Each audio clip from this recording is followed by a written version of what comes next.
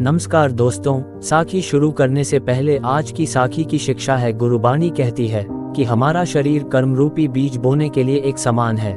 जिस प्रकार खेत होता है उसमें फसल उसके बीज के अनुसार होती है। यानी कोई गेहूं का बीज बोएगा तो गेहूं उगेगा और कोई सब्जी का बीज बोएगा तो सब्जी उगेगी। इसी प्रकार हमारा शरीर खेत के समान है और कर्म बीज के समान है। जैसे ही कर्म होंगे वैसा ही फल मिलेगा।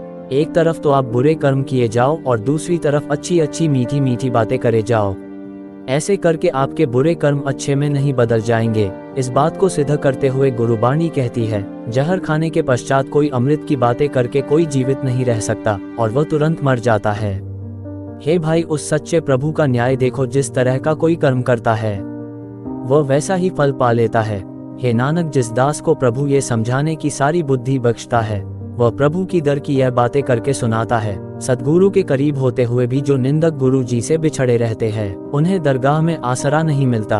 एक बार श्री गुरु नानक देव जी भाई मर्दाना और बाला के साथ अपनी उदासी के दौरान एक गांव में वृक्ष के नीचे जा बैठे और उन्हें देख गांव के लोग आने लगे और उनकी सेवा करने लगे। गुरु जी ने गांव वालों से पूछा, आप सबका का जीवन कैसा चल रहा है, कोई तकलीफ तो नहीं है?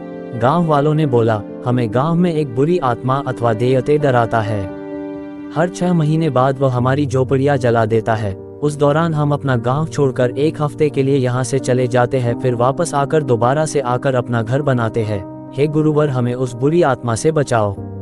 गुरु जी ने कहा, तुम हमारे सिख बनो। हम आपको पहले ही बता दें कि गुरु जी यहाँ धर्म परिवर्तन करने के लिए नहीं कह रहे हैं, वह लोगों को लड़नर बनने को कह रहे हैं।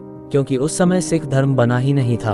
उस समय बस वह था जो गुरु जी के बताए रास्ते पर चले। इसलिए गुरु जी ने कहा, तुम हमारे सिख बनो, सतनाम का नाम जपा करो, तुम्हारे घर नहीं जलेंगे। गांव वालों ने कहा, ठीक है, हम आपके सिख बनेंगे, नाम जपेंगे। परंतु अब वह समय आ गया है जब वह बुरी आत्मा हमारे घर जला देता है और अब हम अपना गाँव छोड़कर चले जाते हैं। फिर वह समय आ गया था जब वह बुरी आत्मा आग लगाने आ गया। सभी लोग सतगुरु का पास नगर के बाहर बैठ गए और सतनाम का जाप करने लगे। तभी वह बुरी आत्मा आई और क्रोधित में सबसे कहा, तुम लोगों में मेरा डर खत्म हो गया। पहले तो मैं सिर्फ घर जलाता था, पर अब तुम सबको जला दूंगा। लोगों ने जब उसकी यह बात सुनी तो वह बहुत ज्यादा डर गए और सतगुरु को मदद के लिए पुकारने लगे। श्री गुरु नानक देवी जी ने जैसे ही उस बुरी आत्मा पर नजर डाली, वह गुरु जी का प्रकाश सह नहीं पाया और अंत में गुरु जी के सामने झुककर उसने अपने कर्मों का पश्चाताप किया। उसे गुरु जी के आशीर्वाद से मुक्ति मिली और गुरु जी ने गांव के सभी लोगों को कहा, यहाँ पर राहगीरों के लिए धर्मशाला बनवाओ, आए गए लोगों को प्रसादा चखवाओ। उसके बाद गुरु जी के आदेश के बाद वहाँ धर्मशाला बनवाई गई। जिस स्थान पर गुरु जी ने लोगों का जीवन सफल बनाया, आज उसी स्थान पर गुरुद्वारा श्री मुबारक तीरथ साहिब जी है और यह गुरुद्वार अबोहर डिस्ट्रिक्ट गंगानगर से 17 किलोमीटर दूर है। आप जब भी गंगानगर जाए इस ऐतिहासिक गुरुद्वारे के दर्शन करना ना भूले। सतनाम श्री वाहे गुरु।